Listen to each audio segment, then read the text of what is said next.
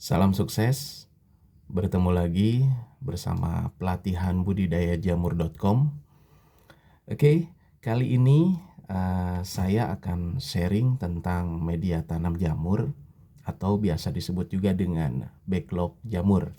Nah, backlog jamur bentuknya seperti ini, ya. Contoh backlog jamur seperti ini. Nah, ini yang putih-putih ini adalah miselium. Jadi disebut dengan miselium jamur. Nah, miselium ini nanti akan tumbuh sampai ke bawah sampai 100% tertutup semua. Oke. Nah, backlog jamur ini bahan dasarnya itu adalah serbuk kayu. Jadi kita bisa menggunakan berbagai macam jenis serbuk kayu kecuali kayu pinus. Kenapa? Karena kayu pinus ini banyak mengandung getah. Jadi tidak bagus untuk pertumbuhan jamur nanti.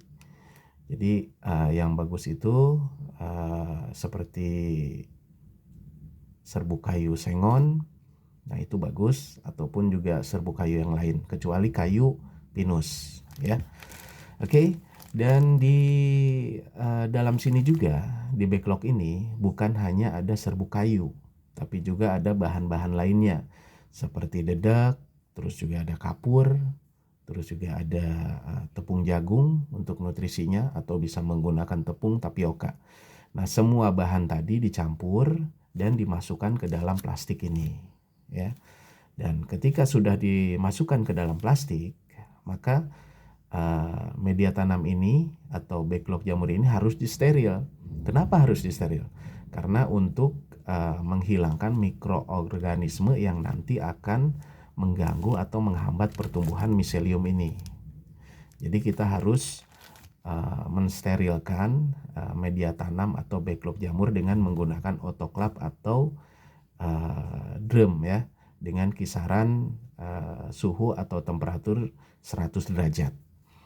Oke. Dan setelah disteril, maka backlog ini harus kita masukkan bibit. Jadi kalau misalkan backlog ini tanpa kita masukkan bibit, ya percuma saja, itu kan, tidak akan bisa tumbuh jamur, ya.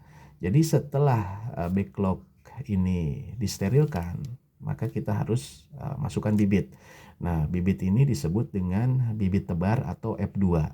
Nah, untuk bibit ini terserah, bebas kita mau membudidayakan jamur apa, maka kita harus siapkan bibit F2-nya atau bibit tebarnya itu jenis jamur tersebut, ya. Seperti misalnya kita ingin budidaya jamur shiitake, maka kita harus menyiapkan bibit tebar atau F2 dengan jenis jamur shiitake.